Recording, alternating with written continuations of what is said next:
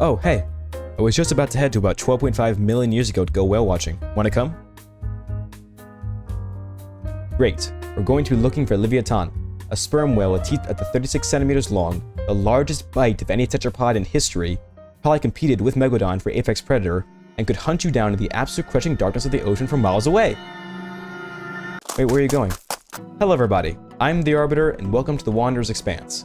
From their humble beginnings to the largest animal in the history of our planet, whales certainly have come a long way. But how exactly did they evolve for life in the water? And what are some of the most interesting and terrifying forms they've taken? Today, we're journeying back in time to do some prehistoric whale watching. Hope you brought your cameras. The evolutionary journey of whales all starts with this guy, Indohyus. Say hi, Indohyus. Indohyus lived about 53 million years ago in what is now Pakistan and India. It was a small carnivorous mammal that waded into shallow water to look for food, and was a member of the artiodactyls. Artiodactyls are a part of the ungulates, or hoofed mammals, and include members such as giraffes, antelopes, pigs, sheep, goats, and hippos, which are actually the closest living relatives of whales. So yeah, the family reunions are always a little awkward. Now, whales had to go through several important changes just to get adapted for living in the ocean. One of these fundamental changes has to do with hearing underwater. You see, land mammal ears are not the best at hearing underwater.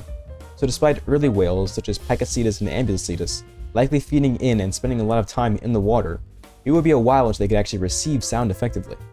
Oh dude, I'm totally loving this whole aquatic lifestyle thing. I just found a whole bunch of fish right over there. What? As whales evolved, they had to become more streamlined to move through the water more effectively. This is best seen in Ambulocetus, which literally means walking whale.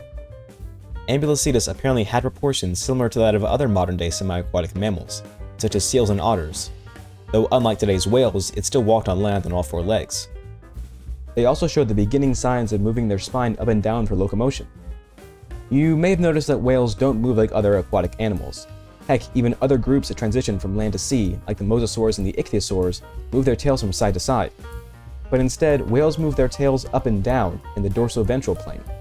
In Ambulocetus, we see stronger muscles towards the end of the spine, and a slightly wider range of motion, meaning it probably also moved its spine up and down as it moved through the water. Likely, Ambulocetus and some other early semi-aquatic cetaceans used their hind legs to propel themselves through the water, much like modern-day otters and beavers. While it's still a bit speculative, it's possible that these semi-aquatic whales also had flattened, broad tails, also similar to modern-day river otters. Though whales didn't have their distinctive tails just yet. And I mean, they really only got those by accident anyway. You could say it was a fluke. However, the point where whales got their flukes is a bit unclear, since very little tail material is known for some of these groups of early cetaceans. Currently, it seems that the first group of cetaceans to get their tail fluke and live in the open ocean are the basilosaurids, the most famous of which, of course, is Basilosaurus themselves. Say hi, Basilosaurus. Yo. Fun fact, Basilosaurus actually means king lizard, which is a pretty weird name for a whale. This is because when the bones were discovered in 1834, it was mistaken as some kind of giant reptile. Later, when some random nobody came along named Sir Richard Owen, Wait a minute! who apparently just did something random like coin the clay Dinosauria or something, I don't know. He wanted to rename the genus to Zeuglodon, which seems to mean yoked tooth, but due to Basilosaurus being the older name, it was kept. And let's just say, whew, that was a close one. I mean, which one sounds better? Zeuglodon or Basilosaurus? I'm totally not biased. Basilosaurus had a long and streamlined body and lived about 35 million years ago. With a lovely smile like that, it likely fed on large fish, sharks, and even other smaller whales. But you might be wondering, well, how do we know Basilosaurids had tail flukes? After all, soft material like the fluke rarely fossilizes. Well, it has to do with the bones of the tail. Modern cetaceans have a specific bone in their tail, often called a ball or peduncle vertebra, where the forward edge of the fluke connects the tail. Whales with flukes also have tail vertebrae with a certain shape, being smaller and more compressed, with no pointy bits or processes sticking out. While tail bones from older species are sparse, it's these key traits that let us know Basilosaurids had flukes like modern whales.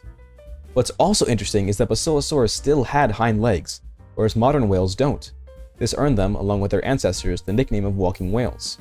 And these legs, though small, apparently had some pretty strong musculature still, as well as a mechanism to lock in place. Huh. Kinda makes you wonder what Basilosaurus was doing with those hind legs.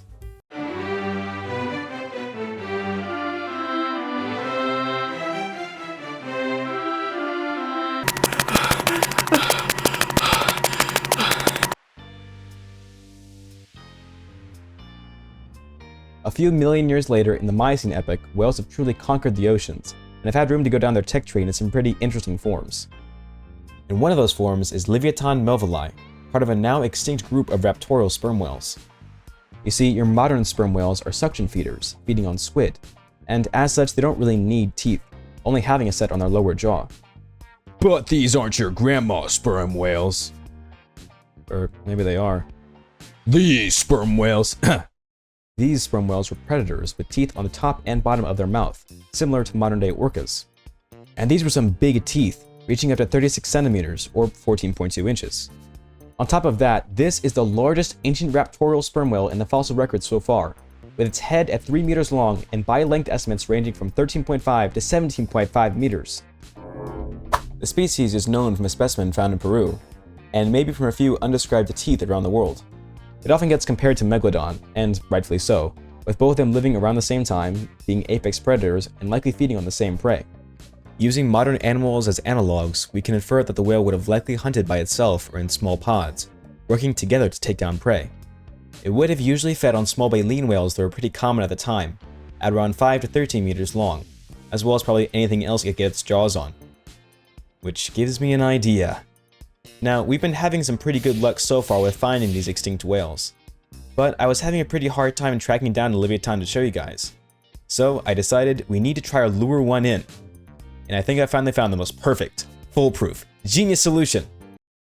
You know, on second thought, okay, look, this made more sense in my head, okay? Livyatan would have probably hunted using echolocation, similar to modern-day sperm whales, so if you want to draw one out, you'd have to sound the same, you know, have the same shape as the prey, and I'm just gonna take this thing off. It's kind of hard to move the zipper with these fins.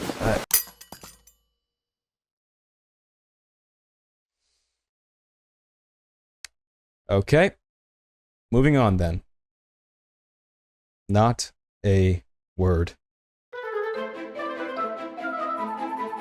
Just like bats, sperm whales and other toothed whales can send out sound waves and listen for any echoes coming back that sound like prey. A bit like if someone else dropped something in a dark room and you could tell just from the sound hitting the floor that it was a sandwich and you started heading towards it because, I don't know, you were really hungry and wanted a floor sandwich? You do you. So, if you were being hunted by a sperm whale, you'd hear a few slow pings that would increase in frequency as the whale got closer and honed in, almost reaching a hum as it was about to eat you. Just like that. Oh, wait.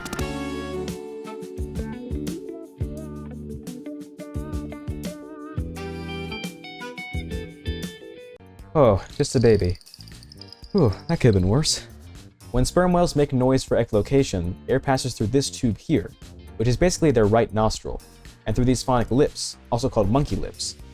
This is different from other mammals, or even singing baleen whales, where the sound is produced by the larynx, or vocal cords. The air that passes through these phonic lips while clicking is actually stored in sacs, where it can then be pushed back and reused, meaning toothed whales can click as many times as they want to without running out of air. All this is separate from the lungs, and the fact that they can just store and reuse this air inside their head is so cool, no? In sperm whales, the echolocation sound then bounces back and forth a couple times through the spermaceti organ and the junk, before exiting the whale.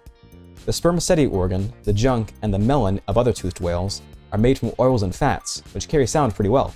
Then, the incoming sound that bounces off prey is received through the jaw and transferred up to the inner ear, where it's interpreted by the brain. In the meantime, the left nostril in sperm whales is the one used primarily for breathing, and the blowhole is actually offset a little bit to the left, too. Huh. You know, it's weird. Modern sperm whales usually live in family units with the mother and other related females watching over the calf. I wonder where they are. Why do I say anything? Thanks so much, everyone, for watching. If you've watched this far, why not subscribe for more? Let me know your thoughts and ideas in the comments below. As always, I'm not really an expert, but I try to make sure everything is as factual as possible. So research it down below. As always, I've been your arbiter, and thanks for visiting the Wanderer's Expanse.